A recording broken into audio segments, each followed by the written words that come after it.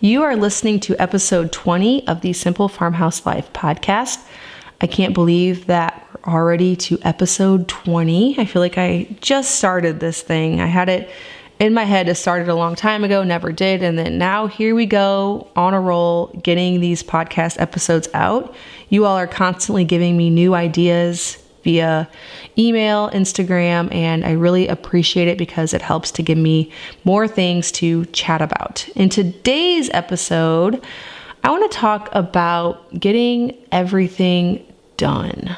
I feel like this is something that moms struggle with, and I struggled with for the longest time getting help in my home, help in my business, and that left me feeling like I never could possibly get everything done that I wanted to. And so today I'm going to talk a little bit about how I get things done for my family and for my business and the help that I get. My name is Lisa, mom of 6 and creator of the blog and YouTube channel Farmhouse on Boone. Join me as I share with you my love for creating a handmade home from scratch cooking and a little mom and entrepreneur life along the way. Well, if you're brand new to my podcast, let me just fill you in a little bit about me and our story. I'm a mom of 6. I am a work from home mom, so I support the family full time. My husband and I do with my online business. So my YouTube channel, my blog, all of the things that go with that. Instagram, creating regular content on the internet is what supports our family, what sustains our family. And so with that comes a lot of tasks that have to stay regular as part of our living. There is only so much a person can do, because the reason that I started this business in the beginning was to have more time with my family. It wasn't to run myself ragged being on the ever moving content treadmill, which is what bloggers like to call the constant need for getting out content week after week. It can get a little overwhelming and a little bit exhausting if you don't know where and how to ask for help. So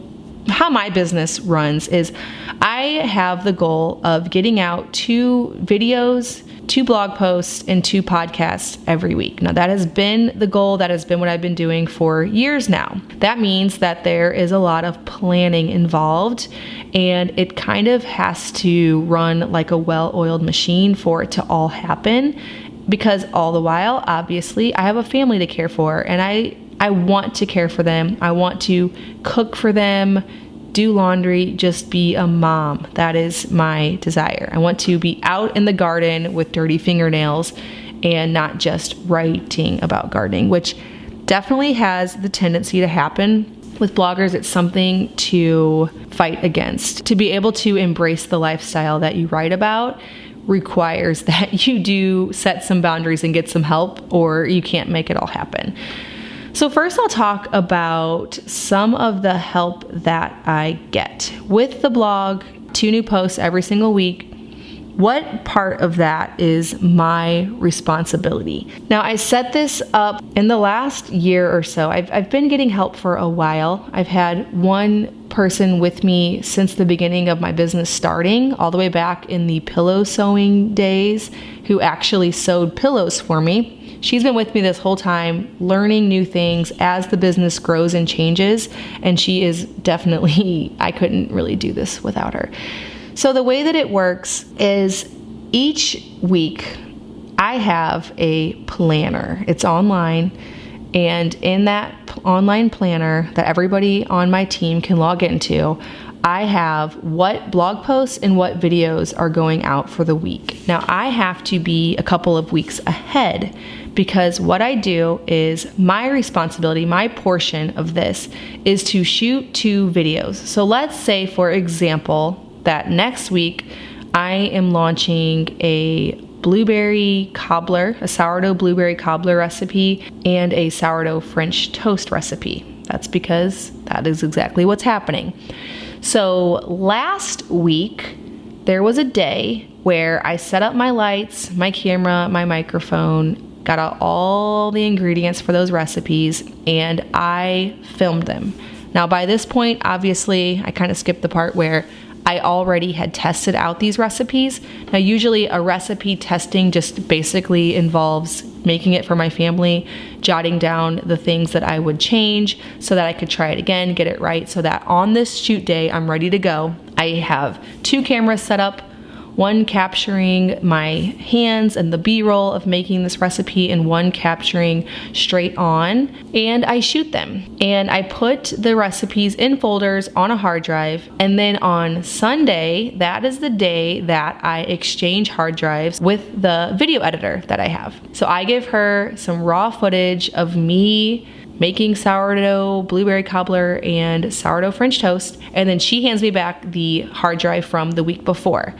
I will then upload those videos as unlisted videos to my YouTube channel, and then my friend that helps me write my blog post will go in, watch the video, based on everything that I said and all the measurements, will write a blog post. Now, this is something that's working really well for me because it's a way for me to speak the words that I want to say to my readers because I'm making the video, and then have that be translated into a blog post. It's a good way for me to get help, because up until this point, until probably about a year ago, whenever I started getting these systems in place, this was all me. I did have a girl that helped edit them, but then I had to write the blog post, and you wouldn't believe how much goes into all that.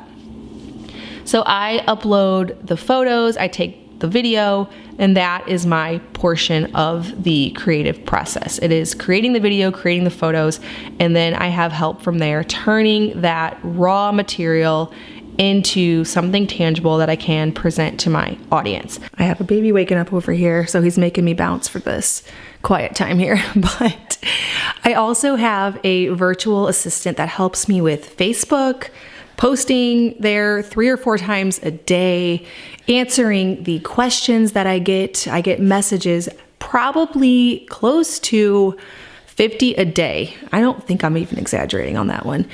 From YouTube, Instagram DMs, Facebook, asking me specific sourdough questions.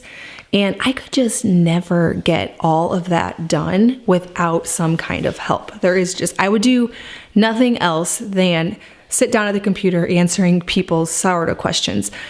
And so I have help with that. I do jump into my DMs too, but I have help for all of those kind of questions that I feel like I get over and over again. Another thing I want to tell everyone who follows me, this is something that I feel like happens a lot, is I don't do everything I write about all the time. So here's an example. Just because I show you how to make homemade laundry soap, I've used it, I do use it some, doesn't mean that every day going forward from that day in 2016 when I showed you how to make it, that I've done nothing but use that laundry detergent. I know this probably goes without saying, but I do get looks of shock and disappointment in a vlog video, or at least comments of shock and disappointment, when I pull out of the laundry pantry some free and clear detergent, and people will say something like, I thought you make your own detergent. Well, I sometimes make my own detergent, and when I do, that is the recipe I use. But just like everyone else, I go through busy seasons and seasons where it doesn't really make sense financially, or, from a health perspective. Some other thing has taken precedence, taken priority over that, and I'm at the store buying free and clear. So just because I've shown you how to make homemade sour cream doesn't mean that in a busy week I'm not just grabbing some sour cream from the grocery store. I just want people to know, because I am sharing every single week 2 new tutorials on my blog, and they're all things that I do love to do, but I can't do all of those things all the time, which I'm sure makes sense, but it's one of those things that I feel like people really are surprised to see, that I purchased butter or something that I previously showed you how to make. So in the middle of spring, or right after there's been a calf, and the cow is abundant in milk from our local co-op, and she is selling, the owner of the co-op is selling raw milk butter, or she's selling a lot of cream, which happens when she has a lot of excess. She sells cream for a great price. That's when I'm making butter. But sometimes in the year, I'm totally not. I'm just buying butter from the grocery store. I do have certain things that I constantly have on rotation, like milk kefir, sourdough, and sauerkraut. Those are always happening in my kitchen, and bone broth. But do I constantly make water kefir soda and ferment carrots? No. I have my certain things that stay regularly in the rotation that are kind of the bare minimum, keep this family going type of things. But there's things all the time that I drop the ball on because I just can't do all those things all the time. Now, how do I get that content done every week? Because like I mentioned, it is always my goal to have out 2 new fresh things that I've made from the farmhouse to present to you in the form of a video and a blog post, which I've already discussed how I'm able to get those out with the help that goes behind actually getting it out. But the 2 ideas and the 2 videos that happen, those are something that I just treat as my job. Sometimes I have to remind myself of that because, I just want to make things for my family and just live our lives. But since this is the actual job for our family, what I do is I have my organization system that I was telling you about. Whenever I do have time to work, which usually comes in very small spurts, maybe 30 minutes to 2 hours. Rarely will I ever get more than that, especially with having Daniel to nurse. He is with me at all times. So whenever I say that Luke takes the kids and I get work done, I mean everybody except Daniel. He's always with me. When that happens, I know exactly what I need to do from my plan. I have all my tasks for the week all written out so that I know exactly what to do with those 30 minutes so I can just knock it out. I find that before I implemented a plan, it was really easy to make a lot of excuses or even self-doubt, like, well, I don't know about this post, or I'm not sure if this is what I want to share today. But whenever it came down to, I have this 30 minutes of time, I already decided this is what I'm going to do, no overthinking, I just have to get this done so that I can free up my time to do what I really want to do. When I first started getting into business on the internet, my first thought was, I think what a lot of people's was to make something and sell it. So I started as an Etsy shop. After I started growing a following with my blog and my Instagram and my YouTube, I realized pretty quickly that I did not have time to both sew things and sell them and also grow a more passive income stream like the blog. So I ended up hiring help probably almost even prematurely for the sewing business. It was before I really could afford it, but I realized that there was no way that I could both sew and grow my blog, and I had this moment where I could choose between, quitting the blog completely and sewing things and selling them, or trying to inch my way into a more passive income stream, which has always been the goal because time to me is the most valuable asset.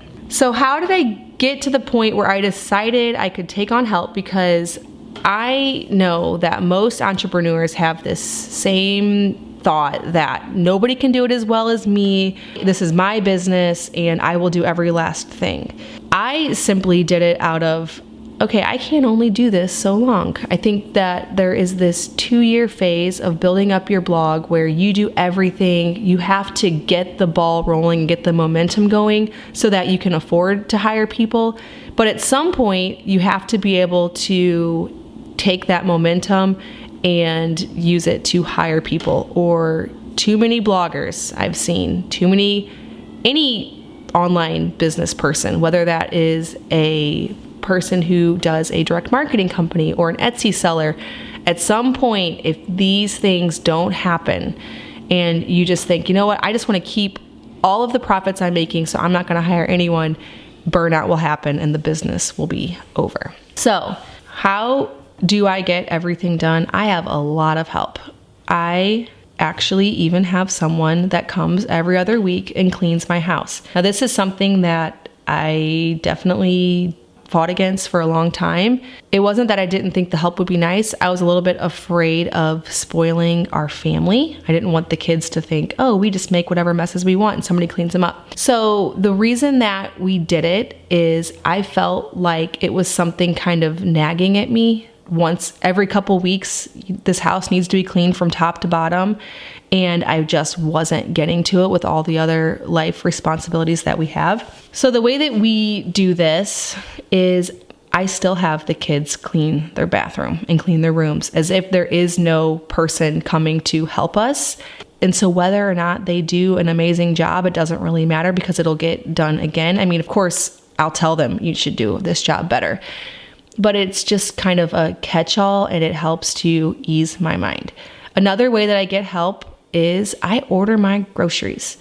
I found out about that Instacart app around the time that we moved here, and we just so happened to be right on the edge of where they will deliver because we're about 10 miles from the grocery store, and for whatever reason, it's within range. And so I take advantage of it. It does cost extra, but when I look at the time that I want to spend with my family and how I've organized this whole business thing, it makes complete sense to spend a little bit of extra money there. And of course, if you calculate it in driving to and from the grocery store and all of the hassle that it is, it really does help our family. Another way that I get help is my family helps. So my kids do laundry.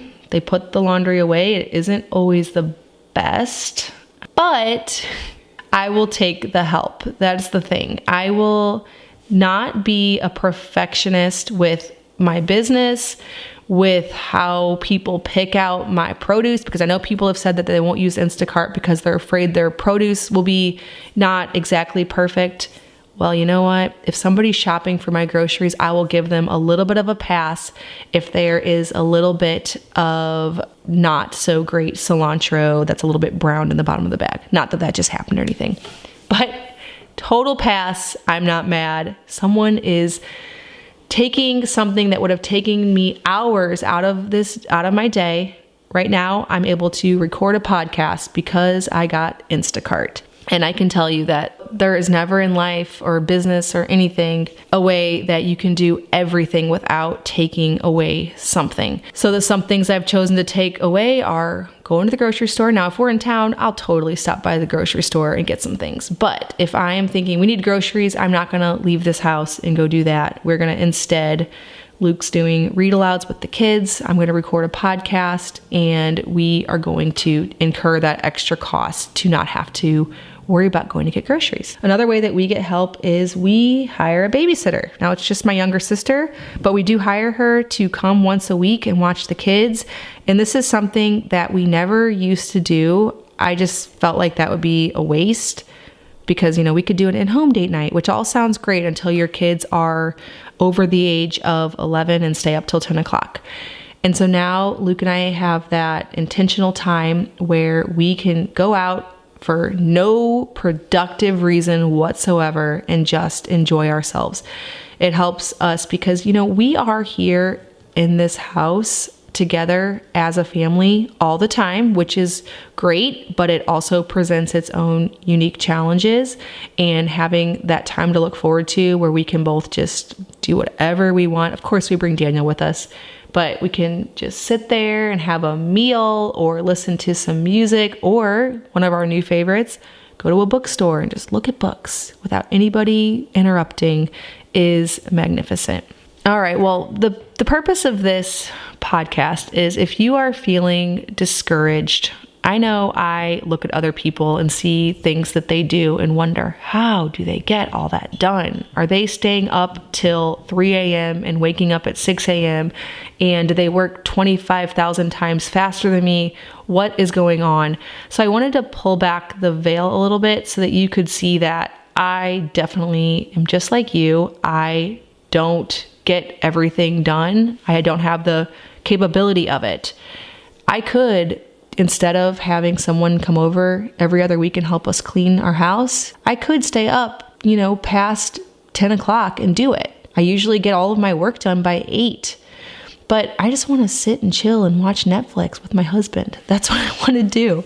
And so I had to avoid burnout, pull in help from all over the place. I could arguably even stand to bring in some more help, and I will evaluate that as it goes. But know that people aren't doing everything. Everyone needs help. And if you can figure out how to get help in your life, whatever that may look like for you, maybe you could have a teenager in your area come over and watch the kids for a few hours during the day while you just do whatever you want. The goal for me is to know that anything that I can do, I can teach someone else to do. I'm not special. And getting help so that I can actually enjoy the life that we've built for ourselves with 6 kids, which is already, busy enough. I need to bring in those reinforcements and not be too prideful to ask for it, because I can't do it all and you can't do it all. Nobody can. And so I think setting the priorities of what you want your life to look like and hiring out things that don't necessarily fit that goal as you can is an important thing to do. If you are interested in learning how to start your own blog, I really like blogging because you can gain awareness for any type of business you want to start, whether that is selling physical products or maybe a direct marketing company. Growing an audience online has really catapulted my passive income, which is what my main desire is. Make sure to check out my free email course. It's a 10-day email course that you can have at bit.ly/startablogfromscratch. All right, well, thank you so much for listening to this episode of the Simple Farmhouse Life podcast. I hope you realize that I don't get it all done. That is something I want you to for sure know, because I don't think it's possible for anyone, and I don't think anyone should have to believe that other people are. Thanks again, as always, for listening, and 20 episodes strong. I will see you in episode 21 of the Simple Farmhouse Life podcast.